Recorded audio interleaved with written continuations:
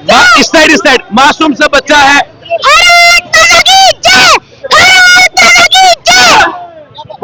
जोर से जोर से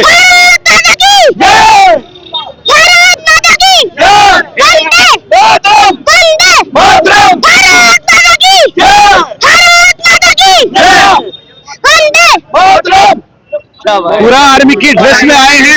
ये होता है जज्बा, ये है जज्बा, ये है मोहब्बत अपने हिंदुस्तान के लिए। लेकिन फिलहाल यहाँ पर राकेश बजरंगी जी से एक बार फिर से बात करनी पड़ेगी, क्योंकि तस्वीरें साफ तौर पर हमने आपको जो दिखाई थी वो यही है।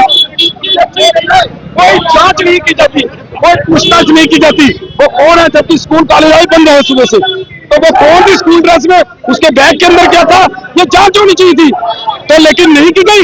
हमारा ये मानना है कि देश के गद्दार, देश के दुश्मन अभी भी यहाँ पर हैं, इनको चिन्हित कर जेल की सलाखों के पीछे होना चाहिए। जिसको पाकिस्तान के प्रति इतना प्रेम है तो उसको पाकिस्तान भेज देना चाहिए, ये हमारी मांग है। बिल्कुल कार्रवाई होनी चाहिए।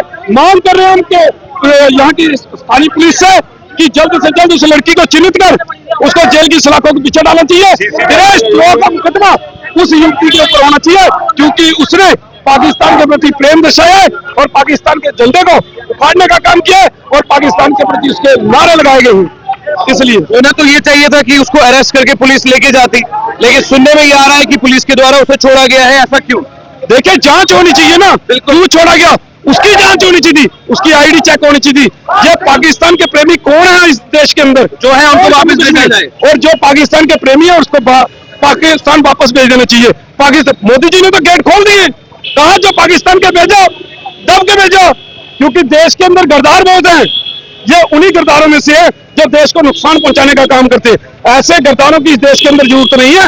ऐसे गद्दारों को पाकिस्तान भेज देना चाहिए, नहीं तो इनको जेल की सलाखों के पीछे डाल देना चाहिए। ये हम मांग कर रहे हैं स्थानीय पुलिस से, प्रशासन से, कि जल्द से जल्द कार्रवाई होनी चाहिए और लड़की को चिन्हित कर जेल की सलाखों के पीछे पहुंचाना चाहिए।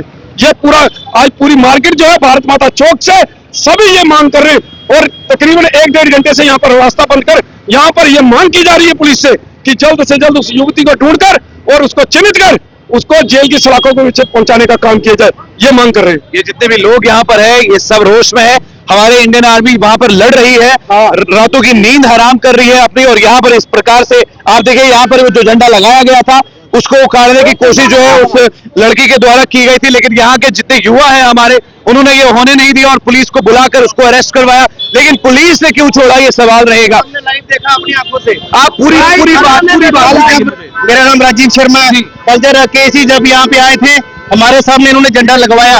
इवन देन आप लोग कैसे कह सकते हो कि वो हमारे साथ हैं? बिल्कुल, किस बेस पे कह सकते हो? हमने रेडी वाले देखे पांडी, वो उस जगह को छोड़ के क्रॉस कर रहे थे, फिर कैसे आप कह सकते हो वो लोग हमारे साथ है?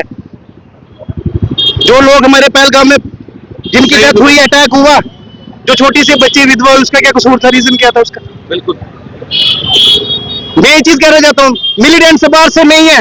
जब तक आप लोग एफर्ट नहीं करते, उनको किसी की हिम्मत नहीं पड़ती है। आपके गली में घर भी नहीं ढूंढ सकता कोई। This is called the realities, ये सच्चाई है।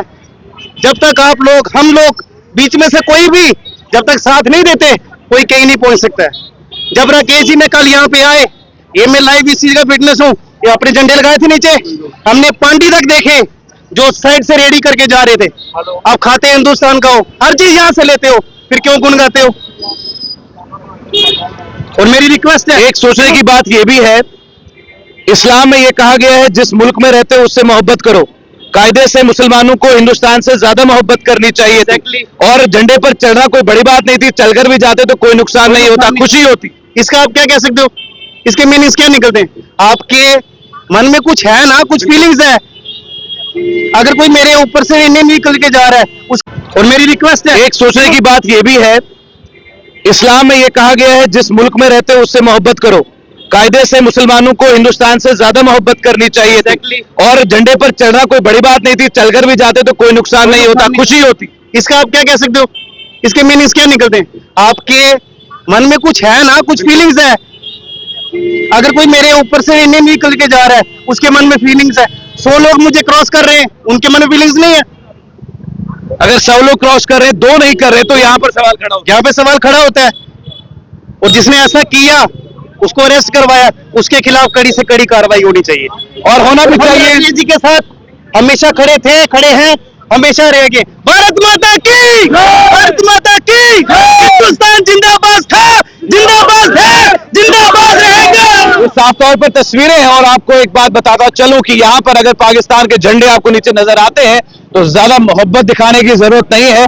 आप हिंदुस्तान के खाने वाले हैं, हिंदुस्तान की नौकरी करते हैं, हिंदुस्तान के रहने वाले हैं, खाते पीते हिंदुस्तान का है, पहनते हिंदुस्तान का है, पढ़ते हिंदुस्तान में है, सरकारी नौकरी करते हैं और उसके बाद आप पाकिस्तान के गुन गाएंगे, ये कतई बर्दाश्त नहीं किया जाएगा। मैं मुसलमान हूं, मैं हिंदुस्तान से मोहब्बत करता हूं, एक ऐसा सेकुलर हूं कि अगर हिंदुस्तान की तरफ किसी ने आंख उठाकर भी देखा फिर चाहे खून ही लग जाए पीछे नहीं डरूंगा। हिंदुस्तान जिंदाबाद था, जिंदाबाद है, वो जिंदाबाद रहेगा। कैमरामैन साहिद शबीर के साथ आकिब आफ्ताब, जम्मू से।